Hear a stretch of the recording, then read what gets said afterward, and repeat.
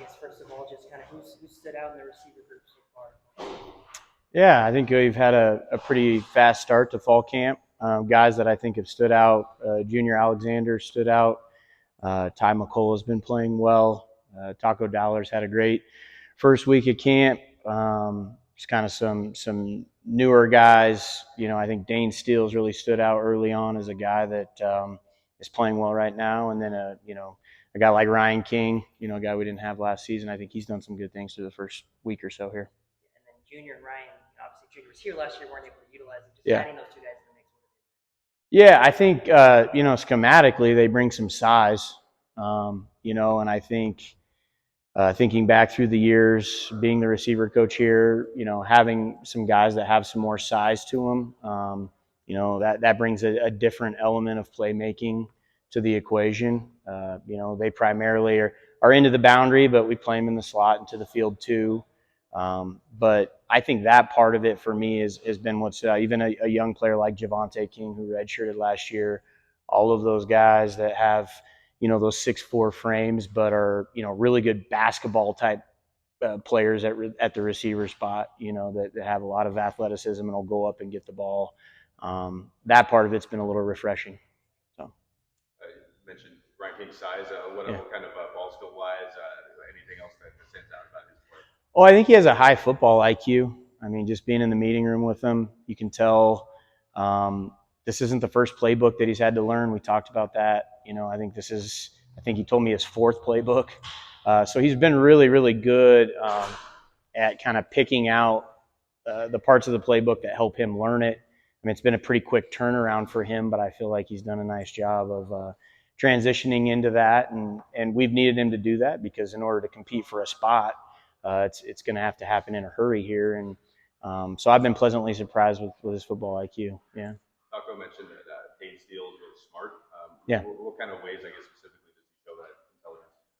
Well, I think he did a lot when he was in high school. He did a lot for his high school team. I mean, I think there's moments he's lining up at quarterback and running back and inside receiver, outside receiver, playing defense, playing on special teams. And so typically guys that have that experience, they know what everybody's doing. And again, when they're learning a new playbook, they don't just learn their position, they learn what everybody else is doing. He's got a high football IQ, and so he's able to retain a lot of information. You tell him something once, typically you don't have to tell him again.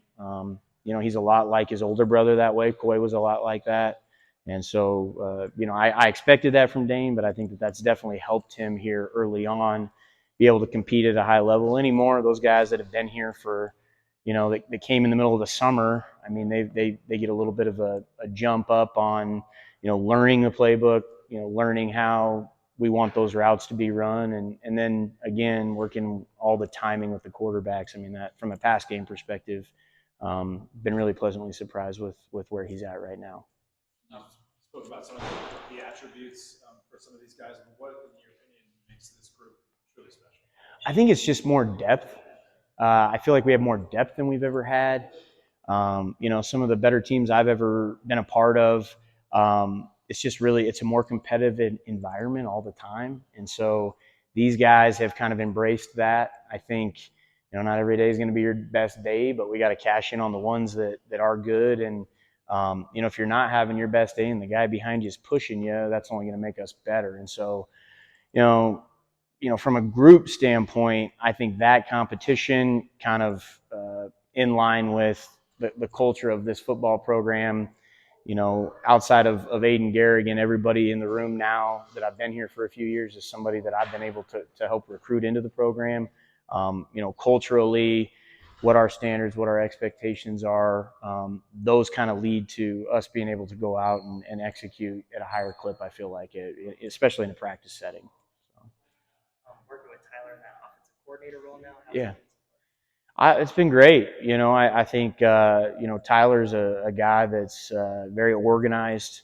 I think he has a vision for what he wants it to look like. I have a tremendous amount of respect for that. I think, being around a number of people through the years, those individuals who have that vision and, have that level of organization, it makes it really, really easy as a position coach to try to echo what that vision is going to look like. I think he's been really, really open to ideas, very, very collaborative on some things that I think are going to help make us better. And so I think that, up to this point through the spring and then obviously early in fall camp here, I've been really, really happy with the way that it's gone, and really excited to work with him this fall in that role. Speaking of Tyler, you kind of talked about a little bit about a more balanced offensive attack. How is that kind of motivating the receiver room? Maybe kind of hearing, get some more balls away. Is that Yeah. Yeah, I think we're everybody in the country is probably standing in front of a camera talking about balanced offense right now, and I think the key to that is to go out there and function that way. Talking about it is one thing. Going out at practice and executing that way is something completely different. I feel like through the first week we've been able to see that. We focused on some things in the spring that we thought could really help us with our consistency throwing the football. It seems like it's translated through the summer and into the first several practices here where, hey, we're not having to lean on one specific side of our offense quite as much. And it's not as easy to just flip the switch in the middle of a game and say, well, this is a game that we're going to have to start throwing now, but we haven't, dedicated ourselves to being able to execute those reps in a practice setting and get the rhythm and the timing of all of that down.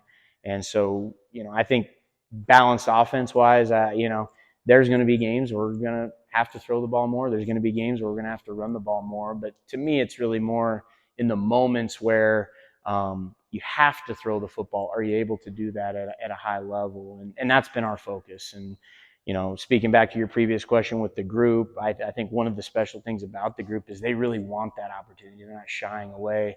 We have a bunch of competitors in the room, and I feel like we've had several competitive situations at practice so far, and we've answered the bell on that. So we got to keep pushing forward. Talk spoke the other day about his drop in the Idaho game last year. Yeah. That's a big motivating factor. What have you kind of seen from him during this fall camp, and how much motivation?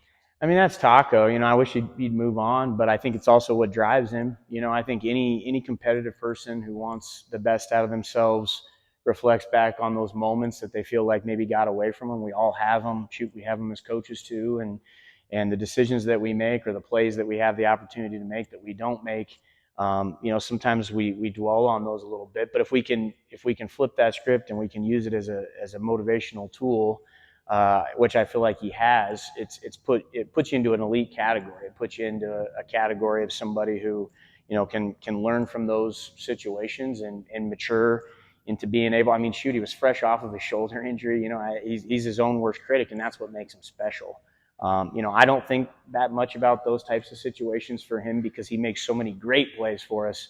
When I think back on Taco's time here, I don't think of the drop at Idaho. I think of a huge play at NAU a couple of years ago that saved the game for us. So it's what makes him special, but that's how those guys are wired, and that's what separates them. That's what makes them different, and that's what allows them to play at a school like Montana State. From a kick team's perspective, are the full sessions in here super beneficial? I know you've got kickers out here every day, but is it really helpful to be in here? All right, are you talking PAT field goal? PAT field goal and just the full scope of special teams. Yeah, so our kickers have been working in the stadium every day, even when we're down on the grass. I think the opportunity for them in a PAT field goal setting to have a bunch of eyes on them, I know that's been really, really important for Coach Vegan and Coach Monaco in their evaluation of that unit to be able to put some pressure on that unit, create a competition at that kicker spot that helps those guys try to replicate as close as you can to the the anxiety that comes with playing that position. So I think they are beneficial, certainly for the units that I'm working with. The spacing and timing of our return units is big here. Getting a feel, that's what we did today. We were working on the back end of our KOR. And then when we do punt, our spacing and being able to understand the type of field that we have to cover and working our different situational punts, it definitely helps to be in the stadium and kind of feel where those lines are at. It's a little bit different down on the grass. So. Ty missed the first half of the season last year, so you got to see him more as the year went on. So, what does it mean to hopefully have him for the entire year and be just the senior leader of this group? Yeah, that's a great question. Ty, I used to coach at a previous school, and Ty's brother was a receiver there, and at another school in the conference, and was just a tremendous player. And so, speaking to that, I think one of Ty's greatest attributes is his leadership. I mean, he's a tremendous leader. Having him for the entirety, I hope it helps bring along the other guys in our room. He's the most competitive guy in our room, and so I'm hopeful if we can put together a complete senior season for him. Injuries are part of the game. He's had several, but he's had a great attitude about it. He's done a good job in the off season of trying to prehab as many of those things, those lingering things that he's had through the years have held him up. He's tried to get ahead of it as much as he can. And then obviously, the play, what he brought to the table at the end of the season last year was a vertical threat that really helps the passing game, helps open up the passing game. Whether you are trying to stretch it over the top and we hit him on a few of those, or just opening up some of the underneath things to the tight ends and to the slot receivers and running backs. So having him for the entirety, I think first it's his leadership, and then second it's his skill set of being able to run and play physical and fearless. So I'm excited for him. I really want it to go well.